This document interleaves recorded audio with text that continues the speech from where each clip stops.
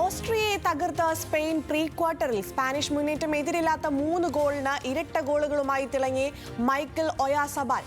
ഒനായ് സിമോണിന് record, കൂടുതൽ സമയം clean sheet.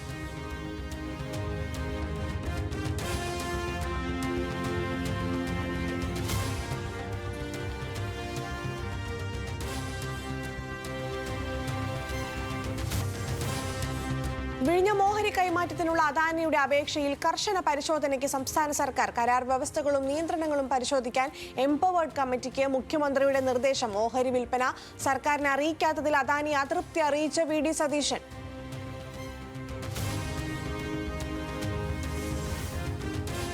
മദ്യനികുതി ഇളവിലെ വിവാദങ്ങളുടെ വീര്യം കുറയ്ക്കാൻ നീക്കങ്ങളുമായി സർക്കാർ. മദ്യം വാങ്ങുന്നതിനുള്ള പ്രായപരിധി കർശനമാക്കും. Karnataka model no ID no entry നടപ്പാക്കാൻ ശുപാർശ. ഫയൽ മുഖ്യമന്ത്രിയുടെ പരിഗണനയിൽ.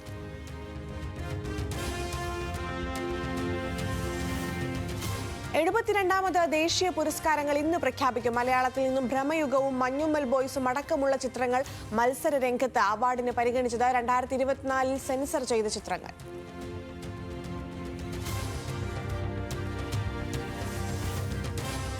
സംസ്ഥാനത്ത് ഇന്ന് അതിശക്ത മഴയ്ക്ക് സാധ്യത. കണ്ണൂർ, കാസർഗോഡ് ജില്ലകളിൽ ഓറഞ്ച് അലർട്ട്. അടുത്ത 2 ദിവസം കൂടി മഴ തുടരുമെന്ന് കാലാവസ്ഥാ വകുപ്പ്. കേരള, കർണാടക, ലക്ഷദ്വീപ് തീരങ്ങളിൽ മത്സ്യബന്ധനത്തിന് വിലക്ക്.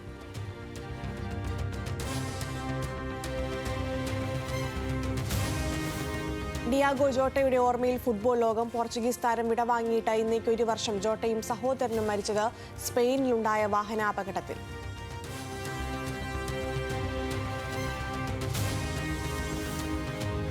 വിംബിൾഡൺ ടെന്നീസ് 3ാം റൗണ്ടുകൾക്ക് ഇന്ന് തുടക്കം. യാനിക് സിന്നറും നൊവാക് ജോക്കോവിച്ചും ഇന്നിറങ്ങും. വനിതകളിൽ പ്രീ ക്വാർട്ടർ ലക്ഷ്യമിട്ട് അരീന സബലങ്കയും കോക്കോ ഗോഫും ഇന്ന് കളത്തിൽ.